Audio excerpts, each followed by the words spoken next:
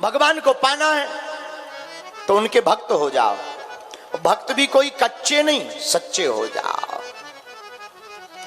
अच्छा, कई लोग भक्त होते हैं 4 दिन के। भगवान की कथा हुई सो बड़ो सो तिलक माला आला पहन ले, जय जय राधे राधे राधे राधे राधे राधे राधे राधे।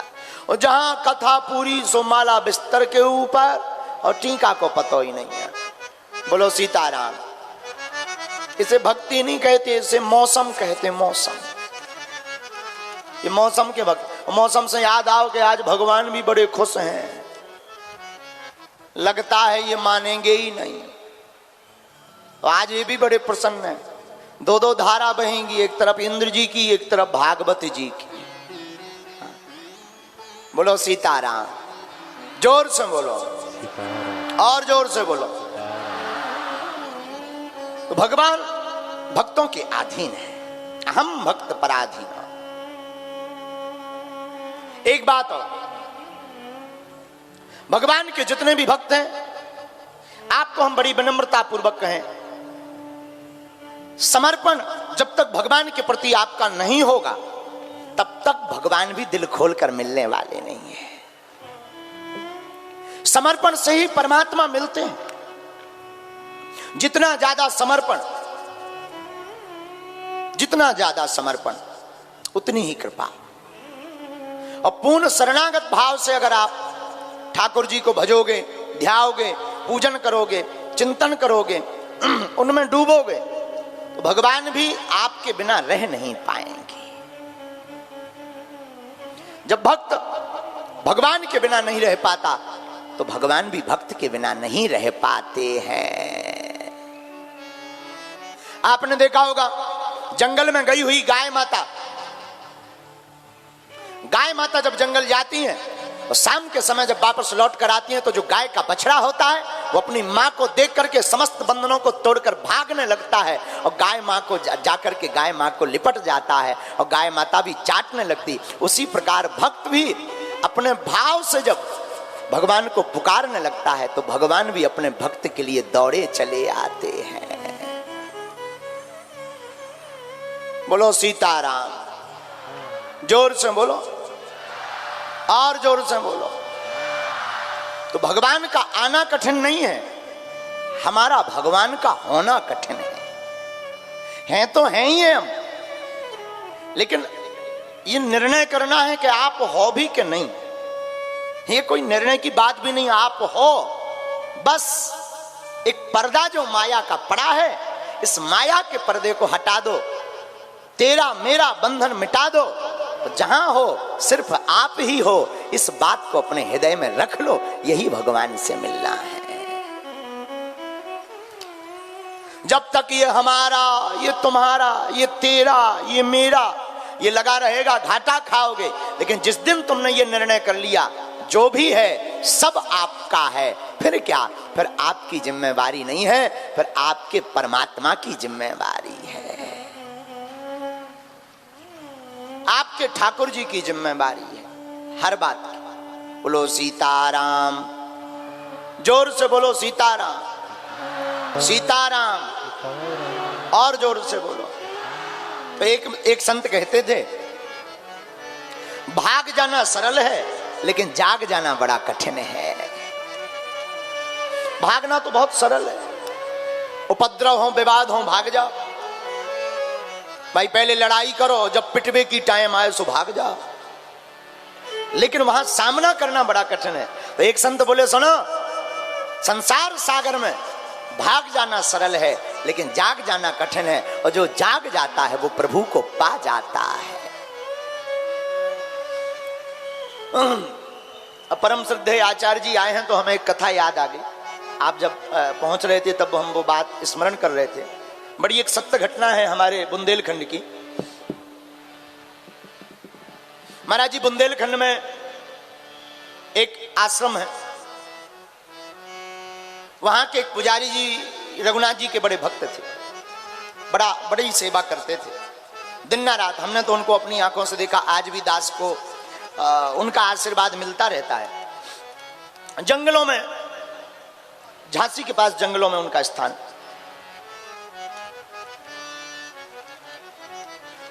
श्री रघुनाथ जी का मंदिर, हनुमान जी का मंदिर, शंकर जी का मंदिर है। और ये घटना बिल्कुल हमारी सामने की ही है। इस घटना से हम पूर्णतया वाकिफ हैं, लेकिन उन्होंने कहा था इसको, चर्चा को प्रचारित नहीं करना है। लेकिन वो बात बिना नाम कहे हम कई बार कह लेते हैं।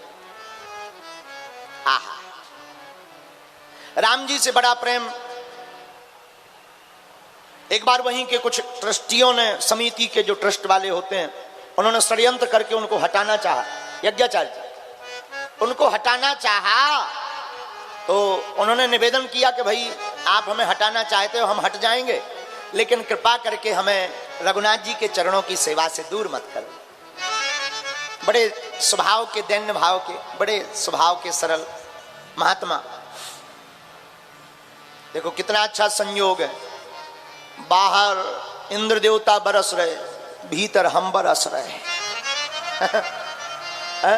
बाहर की जो धारा है वो जल धारा हो रही है, भी अंदर भगवान की कृपा से, हनुमान जी महाराज की प्रेरणा से यहां भागवत की धारा बरस रही है। और ये भी अद्भुत बात है, मतलब जल धारा में स्नान करोगे तो शुद्ध हो जाओगे, स्नान से शुद्धि होगी, लेकिन भागवत कथा की धारा में स्नान करोगे तो मन की शुद्धि होगी। आहा, वो पुजारी जी बड़े ही भक्त। वहां नियम था, हर अमावस्या को राम जी का जो विग्रह था वो सामने बाहर लाते थे, चौक में सबको दर्शन कराते थे। गांव के आसपास के लोग आते थे दर्शन करने। एक बार उन पुजारी जी के ऊपर ट्रस्टियों ने बड़ा षड्यंत्र करके एक झूठे मुकदमा में, अमावस्या का दिन वो राम जी को बाहर लाए, आरती की, पूजा की। छोटे से राम जी, इतने से राम जी, ज्यादा बड़ा विग्रह नहीं था, छोटे से राम जी को बाहर लाए और रख दिया। सब गांव वाले, आसपास के क्षेत्र वाले दर्शन करने लगे, आरती करने लगे, पूजा करने लगे, जय जयकार होने लगी। लेकिन उसी वक्त ट्रस्टियों ने षड्यंत्र करके एक मुकदमा, महिला का आरोप लगा दिया। पुलिस आई, पुजारी जी को पकड़ कर ले गई। वो हाथ जोड़कर रोते ही रहे। उन्होंने जाते समय रघुनाथ जी को प्रणाम किया। सरकार, आज तक तो इस शरीर से कोई अपराध बना नहीं, पर हमें पता है ये जो हम भोग रहे, न हमारे ही अपराध के कारण हम ये भोग रहे हैं, लेकिन अब जैसी आपकी इच्छा, बस हमें जेल जाने का कोई दुख नहीं है रघुनाथ जी। हमको तो सिर्फ एक ही दुख है कि हे रघुनाथ जी, हम जेल में रहेंगे तो आपके बिना कैसे रहेंगे। झरझर आंसू बहे। पुलिस ने हथकड़ी डाली। चलो पंडित जी, बहुत हो गया नाटक, खूब रो लिया, तुम्हारे दो मुंह हैं, अंदर के कुछ और हो, बाहर के कुछ और हो, चलो। ऐसी उल्टी सीधी बातें कहते हुए पुलिस के पहरी जेल ले गए। छानबीन हुई नहीं, रिमांड पर रख दिया। इधर आनंद फानन में ट्रस्टी बड़े प्रसन्न भय, लो बढ़िया रहा, भगवान की बड़ी कृपा रही। क्या है, पुजारी जी चले गए। उन्होंने आनंद फानन में वो जिनको नियुक्त करना चाहते थे उन पुजारी जी को नियुक्त किया, नए पुजारी बन गए, ढोल नगाड़े बजने लगे। इधर पुलिस की कड़ी सुरक्षा के मध्य महंत बाबा जी थाने में बैठे, आंखों से झरझर करके आंसू बहाने लगे। उन्होंने हमें यह घटना आकर के पूरी बताई। बोले महाराज जी, हम जब थाने में बैठे, चूंकि अभी जांच हुई नहीं थी तो जेल भेज नहीं सकते थे, हम थाने में रात भर बैठे बैठे रोते रहे और एक ही गीत गुनगुनाते रहे, तुम बिन कौन हमारा। हे ठाकुर, हे रघुनाथ जी, आपके बिना हमारा कौन है संसार में, कोई नहीं है आपके बिना। पूरी रात ऐसे ही रोते रहे, आंसू बहाते रहे। दूसरे दिन अमावस्या पूरी हो गई तो नियम था, जो राम जी बाहर रखे रहते थे उनको भीतर बैठाना पड़ता था मंदिर में। लेकिन हुआ क्या, जो नए पुजारी जी आए, बड़े प्रदर्शन वाले, बढ़िया, उन्होंने लंबा चौड़ा तिलक लगाया, माला पहनी, धोती पहनी। अब नए नए पुजारी, नया नया रंग भी दूसरे प्रकार का होता है। तुरंत गए आनन फानन में राम जी को बढ़िया प्रणाम किया उन्होंने, और जैसे ही राम जी को उठाना चाहा सोई रघुनाथ जी ने लीला कर दी। राम जी का भार इतना बढ़ गया कि राम जी को पुजारी जी पसीना मार गया, पर उठाना तो दूर की बात है, धनुष की भांति राम जी को डिगा तक नहीं पाए। पूरी समिति लग गई महाराज, कमेटी समिति, और ब्राह्मण बुलाए गए, मंत्रोच्चारण शुरू हुआ, अनुष्ठान शुरू हुआ। कुछ बिगड़ गई, कुछ बिगड़ गई, कुछ बिगड़ गई। अब समिति वाले बोले कुछ क्या बिगड़ी, जो पुजारी जी थे वो पापी थे, उनके चक्कर में ये हो गया। जो महंत बाबा पकड़े गए, ऐसा आरोप लगाने लगे। 2 दिन राम जी नहीं उठे। अब तो पूरे क्षेत्र में कौतूहल का विषय हो गया। 8-8, 10-10 लोग लगे, राम जी नहीं उठे। हमारे पूज्य दादा गुरुजी उस वक्त शरीर में थे, आज भी वो कृपा करते हैं। तो दादा गुरुजी के पास में ये घटना आई। दादा गुरुजी ने जो उनके पास चूरन चटनी है उस भाव से देख करके गांव के लोगों को कहा, सुनो, रघुनाथ जी तभी वह जगह छोड़ेंगे जो महंत बाबा के ऊपर मुकदमा लगा है, उसका जब तक निराकरण नहीं हो जाएगा तब तक रघुनाथ जी वहां से डिगने वाले नहीं है। आहा, गांव के लोगों ने सुना तो अब गांव के लोगों को भी दाल में काला नजर आने लगा। गांव के लोगों ने पंचायत बैठाई, और ऐसी भगवान की कृपा हुई कि उस महिला ने हाथ जोड़कर सब गांव की पंचायत में सच सच बता दिया कि महंत पुजारी जी पूर्णतया निर्दोष हैं, हमको तो पैसा देकर के झूठ बुलवाया गया है। फिर क्या, तुरंत कमेटी को दुत्कारा गया। गांव के लोग पुलिस के पास गए, उस महिला को लेकर गए।